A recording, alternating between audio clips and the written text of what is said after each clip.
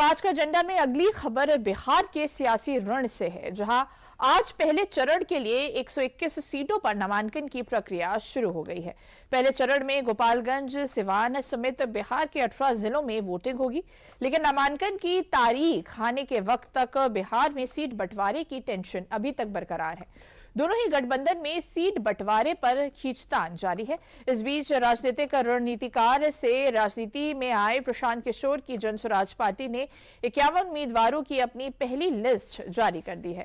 तो देखिए, बिहार चुनाव के पहले चरण के लिए नामांकन कहीं ना कहीं शुरू हो गया। बिहार विधानसभा चुनाव के पहले चरण के लिए आज से जो नामांकन है उसकी प्रक्रिया शुरू हो गई। कहीं ना कहीं सीट शेयरिंग को लेकर बड़ा मुद्दा जो है वो बना हुआ है। देखिए, पहले फेज में 121 सीटें हैं और 10 अक्टूबर से नोटिफिकेशन जारी हो गया है। नॉमिनेशन की जो तारीख है वो 10 से 17 अक्टूबर की है। स्क्रूटनी 18 अक्टूबर तक आप कर सकते हैं और नाम वापसी 20 अक्टूबर तक।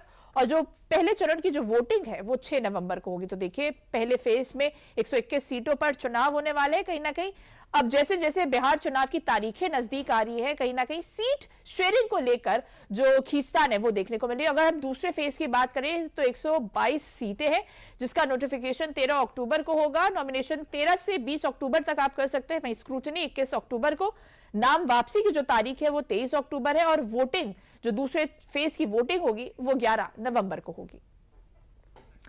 तो देखिए, बिहार चुनाव जैसे जैसे नजदीक आ रहा है, तमाम जो राजनीतिक दल हैं वो अपने सीट शेयरिंग को लेकर जो खींचतान है वो देखने को मिल रही है।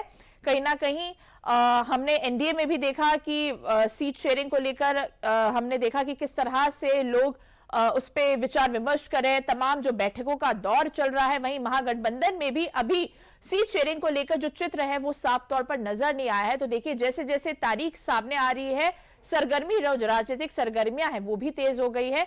यूपी से 6 मंत्रियों को चुना गया है एनडीए की तरफ से, जो वो चुनाव प्रचार करेंगे। कहीं ना कहीं इसे भी बड़ा माना गया है, क्योंकि देखिए, यूपी में जिस तरह से परिवर्तन हुआ है, मुख्यमंत्री योगी आदित्यनाथ को चुनाव प्रचार का अहम जो सूत्र है वो माना गया है।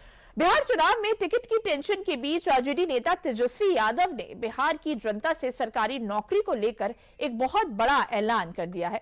तेजस्वी ने कहा कि जिस भी परिवार के पास सरकारी नौकरी नहीं है, उस हर परिवार को एक सरकारी नौकरी दिलाने का काम किया जाएगा। तेजस्वी के इस ऐलान पर केंद्रीय मंत्री गिरिराज सिंह और बिहार सरकार के मंत्री नितिन नवीन ने चुटकी भी ली है। तो देखिए, जिस तरह से बिहार विधानसभा चुनाव नजदीक आ रहे हैं, तेजस्वी यादव ने एक बड़ा ऐलान कर दिया है।